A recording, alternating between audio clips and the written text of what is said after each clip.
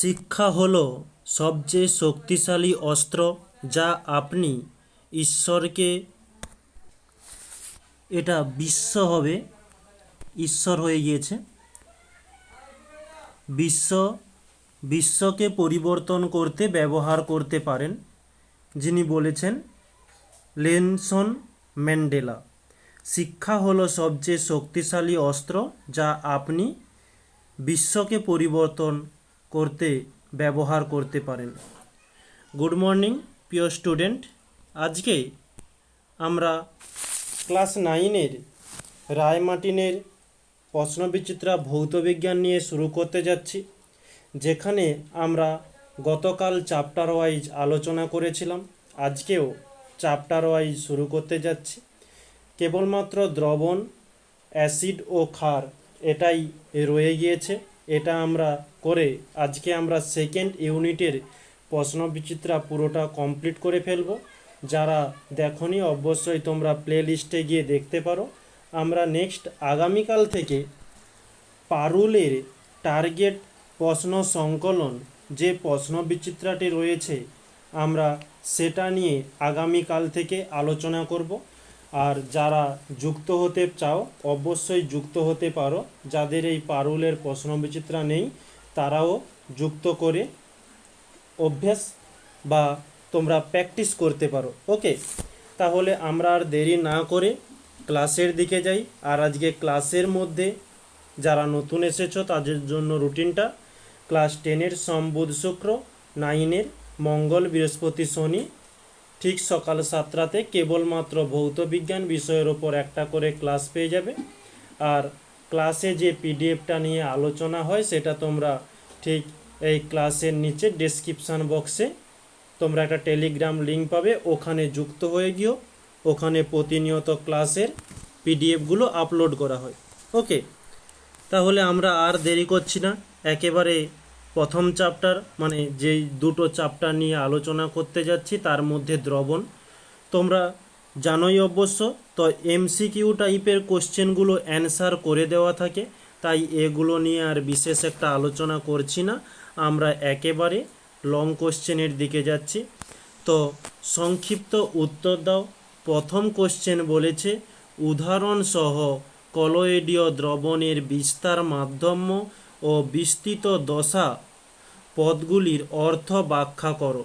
তো এই যে কলয়েডীয় দ্রবণের দশা, বিস্তৃত দশা এবং বিস্তার দশা কাকে বলে দিয়েছি, এবং উদাহরণস্বরূপ এই যে জলের মধ্যে ফ্যাট জাতীয় কণাগুলি অসমসত্বভাবে মিশে দুধ তৈরি হয়, এখানে ফ্যাট জাতীয় কণাগুলি হলো বিস্তৃত দশা এবং জল হচ্ছে বিস্তার দশা। ওকে, নেক্সট পরবর্তী 2-এর দাগের প্রশ্নতে বলছে কোনো তরলে কঠিনের দ্রাবতার ওপর উষ্ণতার প্রভাব সম্পর্কে আলোচনা করো। তো সেটার সঠিক উত্তর আমরা পাশেই দিয়েছি, যে কঠিনের দ্রাবতার ওপর উষ্ণতার প্রভাব, যে কঠিন পদার্থের দ্রাবতা উষ্ণতার ওপর নির্ভরশীল। বেশিরভাগ ক্ষেত্রে উষ্ণতা বৃদ্ধির সঙ্গে সঙ্গে কঠিন দ্রাবের দ্রাবতা বৃদ্ধি পায় বা উষ্ণতা হ্রাসে দ্রাবতা হ্রাস পায়। যে সমস্ত পদার্থ জলে দ্রবীভূত হওয়ার সময় তাপের শোষণ ঘটে, উষ্ণতা বৃদ্ধিতে ওই পদার্থের দ্রাবতা বাড়ে, যেমন KOH NH4Cl। এটাই কেবলমাত্র উষ্ণতা বৃদ্ধিতে দ্রাবতা বেড়ে যায়। ওকে, আবারও যেমন বলা হয়েছে যে উষ্ণতা বৃদ্ধিতে এই সব পদার্থের দ্রাবতা কমে যায়, যেমন একটা উদাহরণ রয়েছে CaOH(2).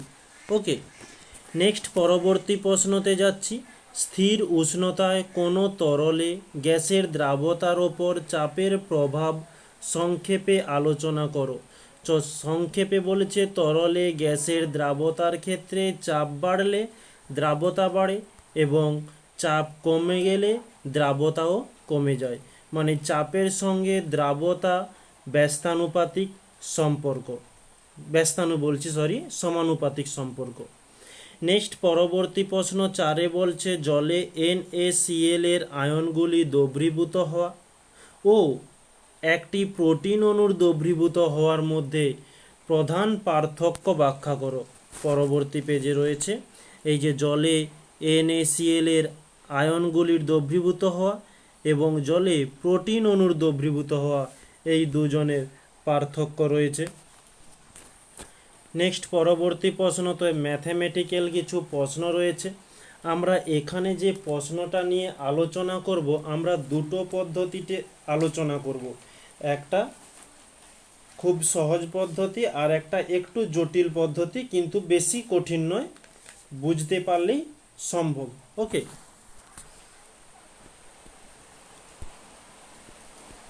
500 ml দ্রবণে 73 গ্রাম HCl দ্রবীভূত আছে। ওই দ্রবণের মোলারিটি ও শতকরা W/V মাত্রা কত হবে তা নির্ণয় করো। ওকে, আমাদের প্রশ্নের মধ্যে দ্রবণ বলেছে 500 ml, দ্রবণ 500 ml। নেক্সট দ্রাব বলেছে, দ্রাব 73 গ্রাম, যেখানে HCl এর কথা বলছে। তো এখানে মোলারিটি, অর্থাৎ যাকে আমরা মোল লিটার ইনভার্স বলে থাকি, এটা সমান জিজ্ঞাসা চিহ্ন, এবং শতকরা W/V, যাকে আমরা দ্রবণের মাত্রা বলে থাকি, দ্রবণের মাত্রা সমান জিজ্ঞাসা চিহ্ন, এই দুটো চেয়েছে। তো আমরা প্রথমত একটু লং মেথডটা দেখে নিই, যে 1 মোল HCl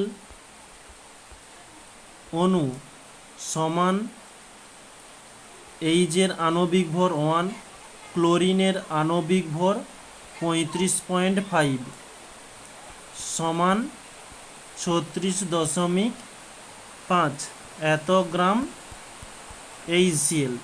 তাহলে আমরা এখন যে ল্যাঙ্গুয়েজটা লিখলাম, একে যদি একটু ঘুরিয়ে লিখি, তাহলে আমরা করতে পারি যে 36.5 গ্রাম HCl সমান 1 মোল HCl অণু। তাহলে 1 গ্রাম HCl এর জন্য 1/36.5 মোল HCl অণু হয়ে যাবে। তাহলে আমাদের প্রশ্নে বলেছে 73 গ্রাম, তাহলে লিখে নেব 73 গ্রাম HCl সমান কত মোল হবে, 1/36.5 ইন্টু 73, পয়েন্ট তুলে দিলে আমরা উপরে পেয়ে যাচ্ছি 10। ওকে, যদি আমরা 5 দিয়ে দিই, 5 2 10, 5 7 35, 5 3 15, তো 37, সরি বলছি 73, এদিকে হচ্ছে 73 কেটে গেল, তাহলে উপরে পড়ে থাকলো কি 2 মোল HCl অণু।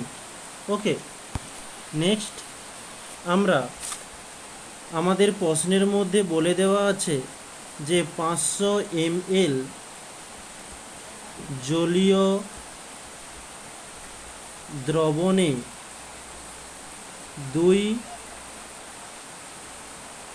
জলীয় দ্রবণ একবার দেখে নিই, যে 500 ml জলীয় দ্রবণে 73 গ্রাম HCl দ্রবীভূত আছে। তাহলে ওটাই আমরা এখানে লিখব,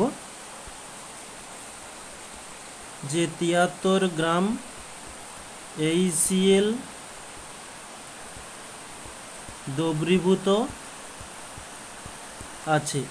তাহলে যেহেতু মোল পার লিটার বলেছে, তাহলে আমরা 1 লিটারের জন্য নির্ণয় করব। 1 লিটার, বা আমরা তাকে বলতে পারি 1000 ml জলীয় দ্রবণে 73/500 ইন্টু 1000, তাহলে 500 2 1000। ওকে,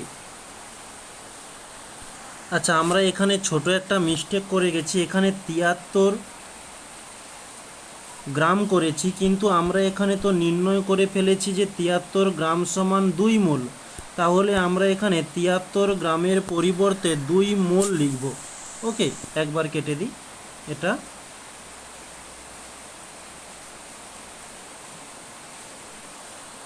73 গ্রামের পরিবর্তে করব 2 মোল। তাহলে 1000 মোলের জন্য হয়ে যাবে এদিকে 2, তাহলে আমরা এখানে পেয়ে যাচ্ছি 2 হচ্ছে 2 2 4, 4 মোল HCl দ্রবীভূত আছে। এটি হচ্ছে আমাদের মোলা রিটি নির্ণয় হয়ে গেল। নেক্সট আমাদের আর একটা কী চেয়েছিল, যে দ্রবণের মাত্রা। তো সেটার জন্য আমরা একটু দেখে নেব যে দ্রবণের মাত্রার জন্য 500 ml জলীয় দ্রবণে বা এমনি দ্রবণ লিখতে পারি। এখানে এবার 73 করব, সেখানে মিস্টেকে 73 করে দিয়েছিলাম। তো 500 ml দ্রবণে 73 গ্রাম HCl দ্রবীভূত আছে। তাহলে 100 ml দ্রবণে 73/500 ইন্টু 100, তো 2 শূন্য 2 শূন্য কেটে গেল, থাকলো 73/5। তো 73কে আমরা 5 দিয়ে ভাগ করলে আমরা পেয়ে যাব 14.6%। ওকে, এত HCl দ্রবীভূত আছে। বা এখানে আমরা শতাংশটা একটু পরে লিখছি, এখানে গ্রাম করে দাও, গ্রাম। তাহলে আমরা এখানে অতএব দিয়ে লিখতে পারি যে দ্রবণের মাত্রা সমান 14.6%। ওকে, এটি হচ্ছে আমাদের উত্তর। এখন আমরা এটা যেটা করলাম লং মেথডে করলাম, এখন আমরা একটু শর্ট মেথড দেখে নেব। শর্ট মেথড বলতে আমরা প্রশ্নের মধ্যে যেটা দেওয়া রয়েছে একটু দেখে নিই, যে 500 ml। ওকে, এই যে দ্রবণ সমান আমরা ধরেছি 500 ml, এই দ্রবণকে আমরা লিখব,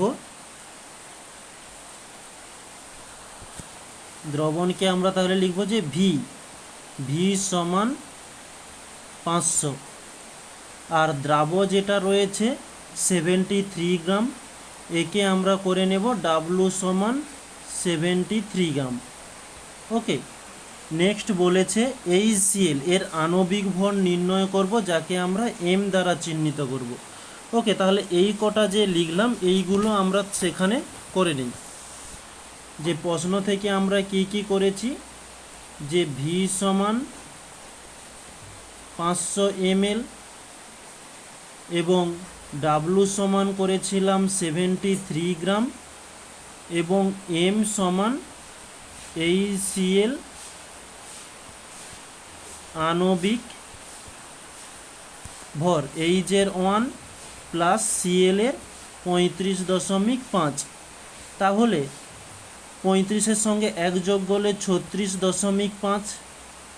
ওকে, তাহলে আমরা তিনটে মান এখানে পেয়ে গেলাম।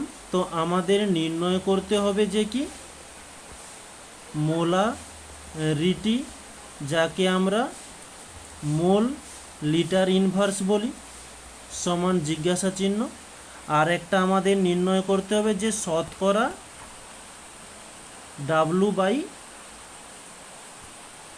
ডাব্লু বাই ভি সমান জিজ্ঞাসা চিহ্ন। তো এই আমরা মোলারিটি নির্ণয়ের জন্য একটা সূত্র জানি, যে W/M ইন্টু ভি। ওকে, যেহেতু লিটারে বের করতে হবে তাই আমরা এখানে 1000 গুণ দিলাম। তাহলে W এর মান 73, M এর মান 36.5 ইন্টু ভি এর মান হয়েছিল নির্ণয় হয়েছে 500, আর ইন্টু 1000। এখানে পয়েন্ট তুলে দিলে উপরে 10 পেয়ে যাব। তো উপরের 2 শূন্য, নিচের 2 শূন্য কেটে গেল। এবারে 5 দিয়ে দিলে 5 2 10, 5 দিয়ে দিলে 5 2 10, 5 7 35, 5 3 15, এদিকে 73, এদিকে 73 কেটে গেল, তাহলে থাকলো 2 2 4 এত মোল লিটার ইনভার্স। এটাই আমরা তখন থেকে করছিলাম। ওকে, আর এদিকে ডাব্লু বাই ভি এর কথা বলেছে, তো এটার আমরা একটু মান নির্ণয় করব। ডাব্লু এর মান কত আমরা নির্ণয় করে রেখেছি 73, ভি এর মান 500, যেহেতু শতকরা মানে পার্সেন্টেজ চিহ্নটি দিয়েছে তাই আমরা ওর জন্য 100 বসিয়ে দিলাম। দুটো জিরো কেটে গেল, তাহলে এই 73কে 5 দিয়ে ভাগ করলে আমরা পেয়ে যাব 14.6 এত পার্সেন্ট। ওকে, এই দুটোই আমাদের অ্যান্সার। তো এই অ্যান্সারটিকে নির্ণয় করার জন্য আমরা 1 2 3 তিনটে পেজ করেছি, তার পরিবর্তে আমরা এই দুটো অ্যান্সার একটা পেজেই করে ফেলেছি। তাহলে বুঝতেই পারছো কতটা শর্টকাট। ওকে,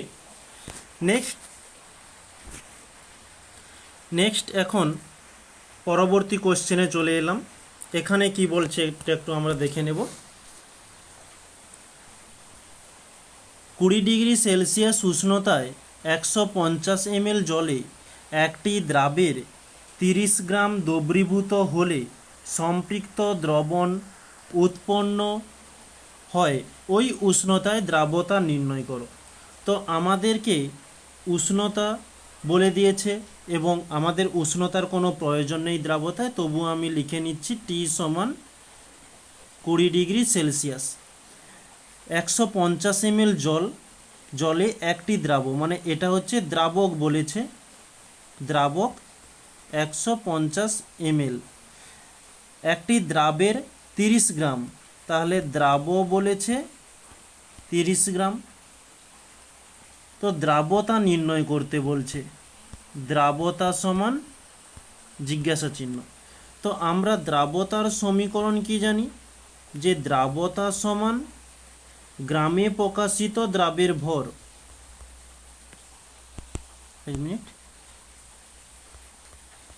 গ্রামে প্রকাশিত দ্রাবের ভর বাই গ্রামে প্রকাশিত দ্রাবকের ভর ইন্টু 100, এটাই তো আমরা জানি। তো এখানে দ্রাব বলে দিয়েছে 30, দ্রাবক বলছে 150 ইন্টু 100, 0 কেটে গেল, 5 দিয়ে দিলে 5 3 15, 5 2 10, এদিকে 3 দিয়ে দিলে 3 10 30 হয়ে যাচ্ছে, তাহলে 10 গুণিতক 2 করলে আমরা পাচ্ছি 20। এটি হচ্ছে আমাদের অ্যান্সার।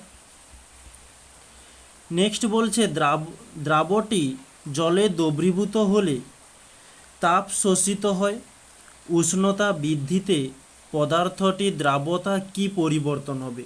তো আমরা জানি উষ্ণতা বৃদ্ধিতে দ্রাব্যতা বৃদ্ধি পায়, তাহলে এখানে করব যে দ্রাব্যতা বৃদ্ধি পাবে বা বাড়ে। ওকে, নেক্সট পরবর্তী প্রশ্ন। তো এখানে একটা ম্যাথমেটিক্যাল প্রশ্ন ঠিক একই রকমের, আমরা যেমন কিছুক্ষণ আগে একটা অঙ্ক করেছিলাম প্রথমের অঙ্কটি, তো সেই একই রকমের অঙ্ক এখানেও রয়েছে, এটাও আমরা ঠিক ওই দুটো পদ্ধতিতে নির্ণয় করে নেব।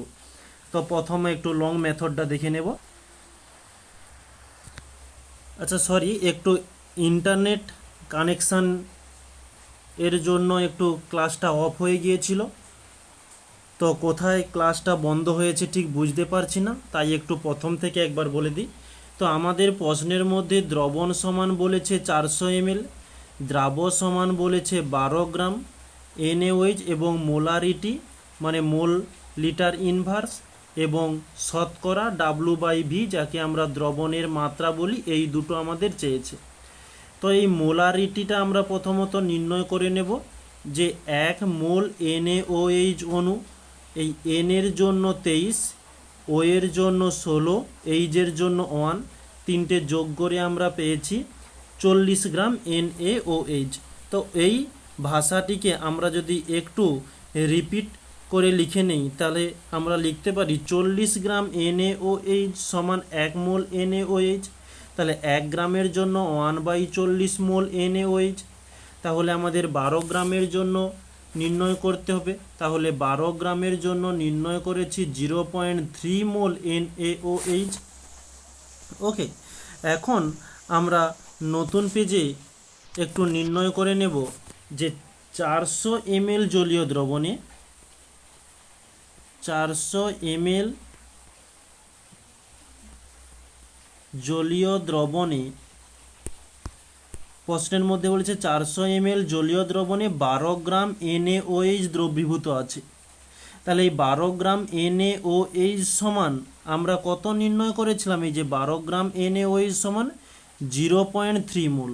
তাহলে এই 12 গ্রাম NaOH এর পরিবর্তে আমরা এই 0.3 মোল এটা পুট করব। ওকে, তাহলে আমরা এখানে লিখতে পারি 0.3 মোল NaOH অণু দ্রবীভূত আছে। তাহলে যেহেতু মোল পার লিটার এককে চেয়েছে, তাহলে আমরা 1 লিটারের জন্য বের করব। 1 লিটার মানে 1000 ml, বা আমরা একে করতে পারি 1 লিটার। জলীয় দ্রবণে 0.3/400 ইন্টু 1000। উপরের দুটো শূন্য নিচের দুটো শূন্য কেটে গেল, পয়েন্ট তুলে দিলে নিচে 10 আসবে। তো এ10 কেটে গেল, তাহলে থাকলো 3/4। তো একে আমরা ক্যালকুলেশন করলে পেয়ে যাব 0.75 এত মোল NaOH অণু দ্রবীভূত আছে। অতএব মোলারিটি সমান 0.75 মোল পার লিটার, বা আমরা লিটার ইনভার্সও করতে পারি। এটি হচ্ছে আমাদের প্রথম অ্যান্সার নির্ণয় হয়ে গেল। দ্বিতীয় অ্যান্সার আমাদের চেয়েছে যে শতকরা W/V। ওকে, তো এটা নির্ণয়ের জন্য আমরা করতে পারি যে 400 ml দ্রবণে 12 গ্রাম NaOH দ্রবীভূত আছে। তাহলে 100 ml, কেন 100 বের করছি? কারণ শতকরা আমাদের বলেছে, তাই আমরা 100 ml দ্রবণে 12/400 ইন্টু 100।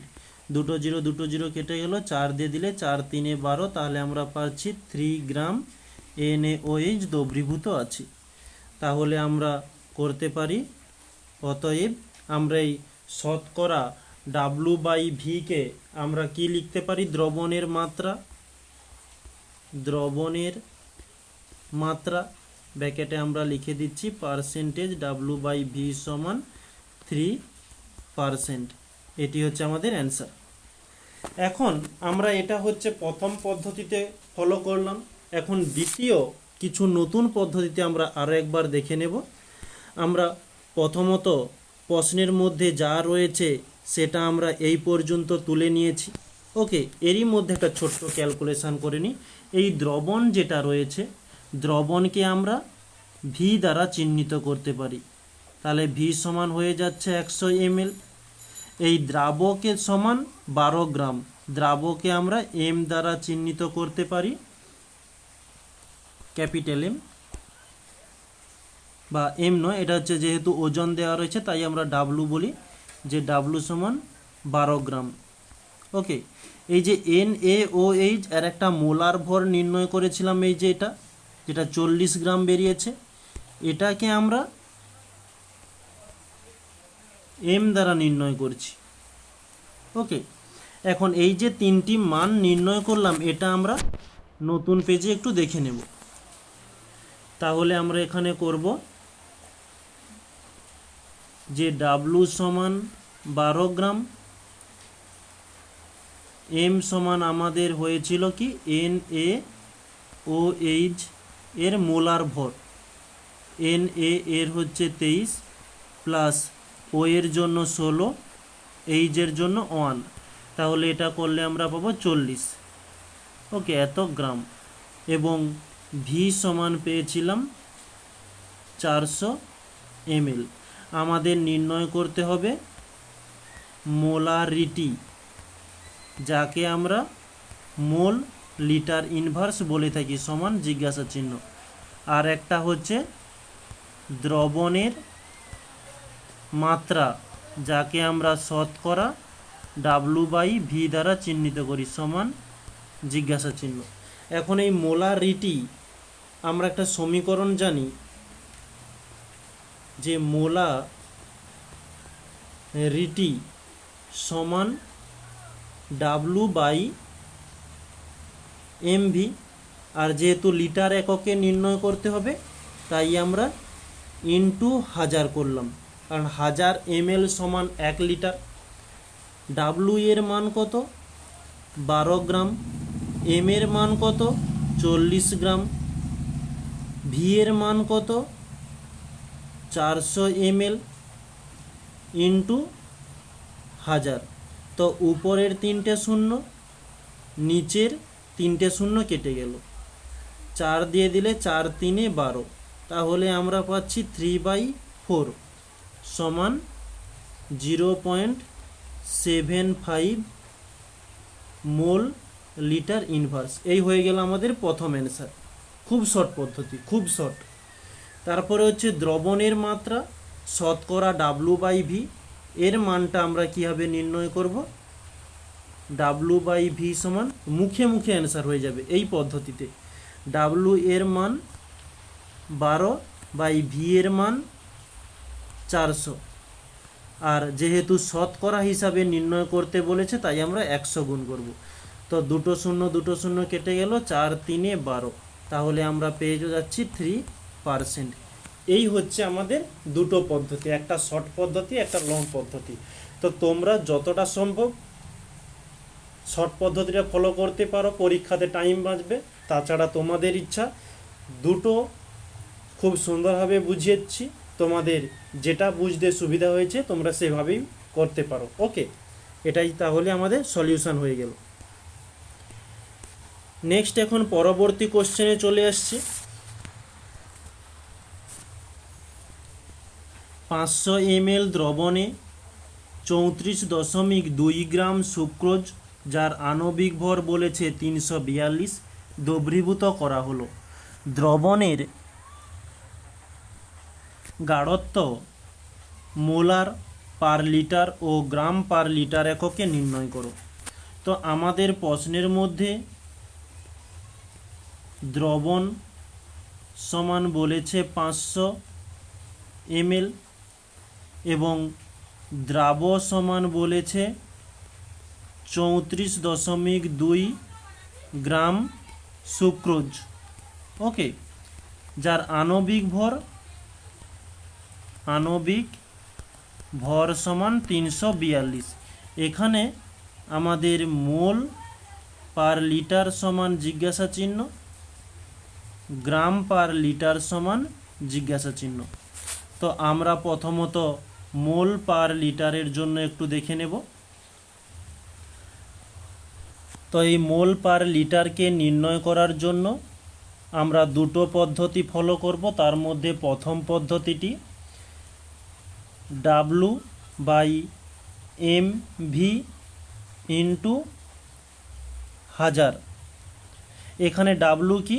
ডাব্লুটা হচ্ছে দ্রবণ সমান W, আর এই যে দ্রাব হচ্ছে, আচ্ছা সরি একটু এক মিনিট, এই দ্রবণ হচ্ছে V এবং দ্রাব হচ্ছে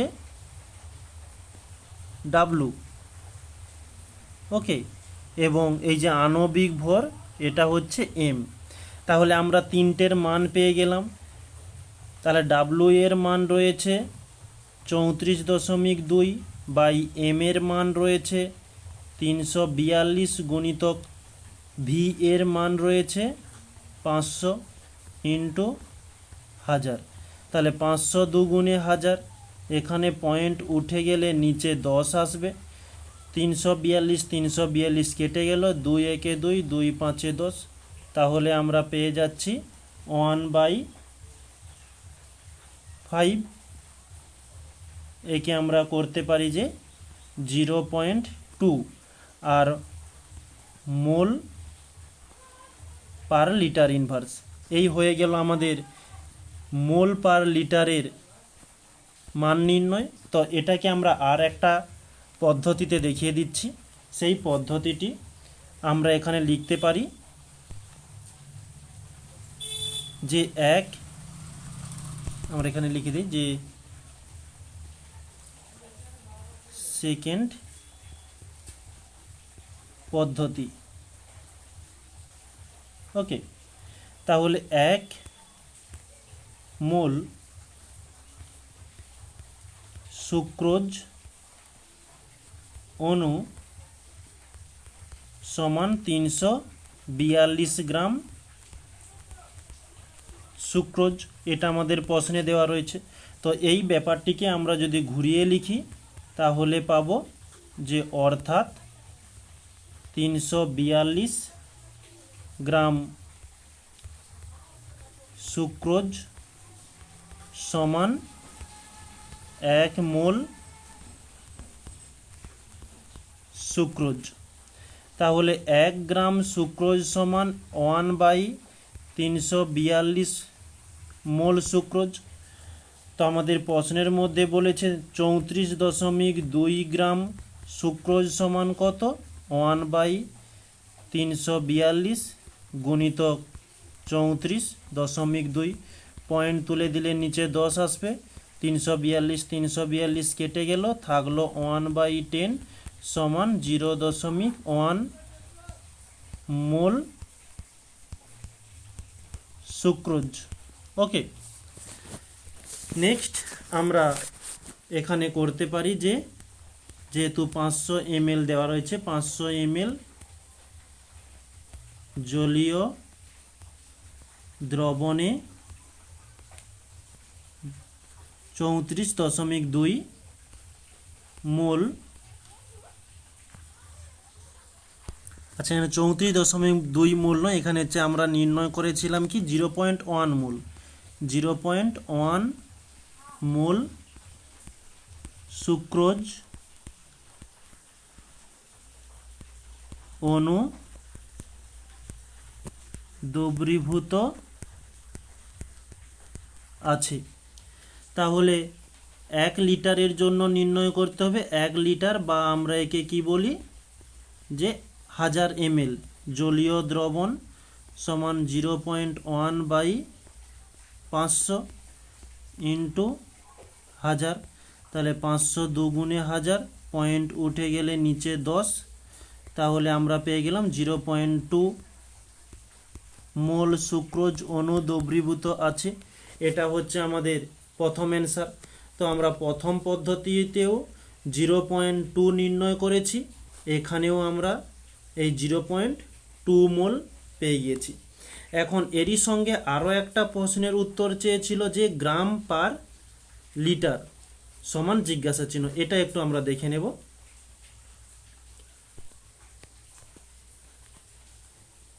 যে গ্রাম পার লিটারের জন্য যে দ্রাবণে এখানে আমরা করতে পারি যে 500 ml জলীয় দ্রবণে 34.2 গ্রাম সুক্রোজ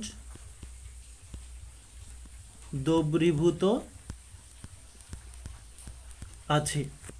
তাহলে 1000-এর জন্য নির্ণয় করতে হবে, যেহেতু লিটার বলেছে, 1000 ml বা 1 লিটার জলীয় দ্রবণে 34.2/500 ইন্টু 1000, তাহলে 500 দুগুণে 1000, পয়েন্ট উঠে গেলে নিচে 10 আসবে একটা, আর একে যদি আমরা ক্যালকুলেশন করি তাহলে এই যে 2 দিয়ে গুণ করে দিই, 2 দুগুণে 4, 4 দুগুণে 8, 3 দুগুণে 6। তো নিচে একটা একের পিঠে একটা শূন্য রয়েছে, তাই আমরা ডান দিক থেকে একটা সংখ্যার পরে আমরা দশমিক দিয়ে দেবো। এত এত গ্রাম পার লিটার সুক্রোজ দ্রবীভূত আছে। এটি হচ্ছে আমাদের অ্যান্সার। তাহলে আমরা দুটো অ্যান্সার কমপ্লিট করে ফেললাম। ওকে, নেক্সট এখন আমরা পরবর্তী কোশ্চেনে চলে এসেছি। নির্দিষ্ট উষ্ণতায় একটি দ্রাবের 54 গ্রাম 150 গ্রাম জলে দ্রবীভূত হলে একটি সম্পৃক্ত দ্রবণে ওই উষ্ণতায় দ্রব পদার্থটির দ্রাব্যতা কত? তো আমাদের এখানে দ্রাব্য বলেছে 54 গ্রাম আর দ্রাবক বলেছে 150 গ্রাম। তো দ্রাব্যতা চেয়েছে, দ্রাব্যতা সমান জিজ্ঞাসা চিহ্ন। এখানে দ্রাব্যতা আমরা একটা সমীকরণ জানি যে দ্রাব্যতা সমান গ্রামে প্রকাশিত দ্রাবের ভর আর গ্রামে প্রকাশিত দ্রাবকের ভর ইন্টু 100। তো দ্রাবের ভর কি 54 বাই দ্রাবক কি 150 ইন্টু 100। 0 0 কেটে গেল, 5 দিয়ে দিলে 5 2 10, 5 3 15, 3 দিয়ে দিলে 3 1 3, 3 8 24। তাহলে আমরা 18 দুগুণে কত পেয়েছি? যে 36। এটি হচ্ছে আমাদের দ্রাব্যতার অ্যান্সার। নেক্সট পরবর্তী প্রশ্ন। 1 লিটার দ্রবণে 18 গ্রাম গ্লুকোজ যার আণবিক ভর বলেছে 180 আছে, দ্রবণের মোলার মাত্রা নির্ণয় করো। তো আমাদের এখানে 1 লিটার দ্রবণ বলছে, তাহলে এখানে করতে পারি দ্রবণ, যাকে আমরা ভি দ্বারা চিহ্নিত করি, মানে দ্রবণকে নয়, এখানে প্রশ্নানুসারে এখানে হয়ে যাবে 1 লিটার। ওকে, বা আমরা একে বলতে পারি যে 1000 ml। নেক্সট বলেছে 18 গ্রাম গ্লুকোজ, মানে দ্রাব সমান 18 গ্রাম। তো এই 18 গ্রামকে আমরা ডাব্লু সমান 18 গ্রাম করতে পারি। আর গ্লুকোজ যার হচ্ছে আণবিক ভর বলেছে, আণবিক ভর বা ওজন এম সমান 180। তো এখানে বলছে মোলার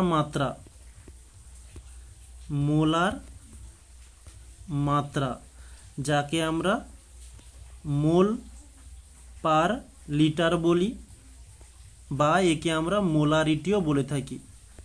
ওকে, একই নাম, সমান জিজ্ঞাসা চিহ্ন। তো আমরা এই মোলারিটি এর সমীকরণ একটা জানা রয়েছে যে W/M ইন্টু ভি। ওকে, তো এখানে আমরা ভি এর মান যদি লিটার এককে বসাই তাহলে আমাদের এখানে 1000 গুণ করার প্রয়োজন নেই।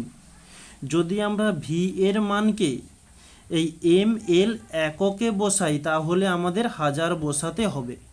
ওকে, যেহেতু আমাদের লিটারে রয়েছে তাই আমরা এখানে আর 1000 বসাবো না। ওকে, তাহলে ভি এর মানটা আমরা 1 দিয়েই ক্যালকুলেশনটি করব। তাহলে এটা একটু কেটে দিলাম। তাহলে এই ডাব্লু এর মান পেয়ে যাচ্ছি 18, এম এর মান পেয়ে যাচ্ছি যে 180 ইন্টু ভি এর মান 1 লিটার, লিটার এককে বসাচ্ছি তাই আমাদের 1000-এর কোনো স্বাদ নেই। তাহলে আমরা এখানে কাটাকাটি করলে পেয়ে যাব 18 একে, মানে 18 10 180 সমান পেয়ে গেলাম 0.1 এত মোল পার লিটার। বা একে মোল লিটার ইনভার্সও লিখতে পারি। এটা হচ্ছে আমাদের প্রথম পদ্ধতি হলো, এটা হচ্ছে শর্ট পদ্ধতি। নেক্সট আর একটা পদ্ধতি তোমাদের দেখাচ্ছি, যে পদ্ধতিটা একটু লং হতে পারে, তো এখানে লিখে দিচ্ছি সেকেন্ড পদ্ধতি। এখন আমরা লিখতে পারি যে 1 মোল গ্লুকোজ অণু সমান, যার আণবিক ভর বলেছে 180 গ্রাম গ্লুকোজ। অর্থাৎ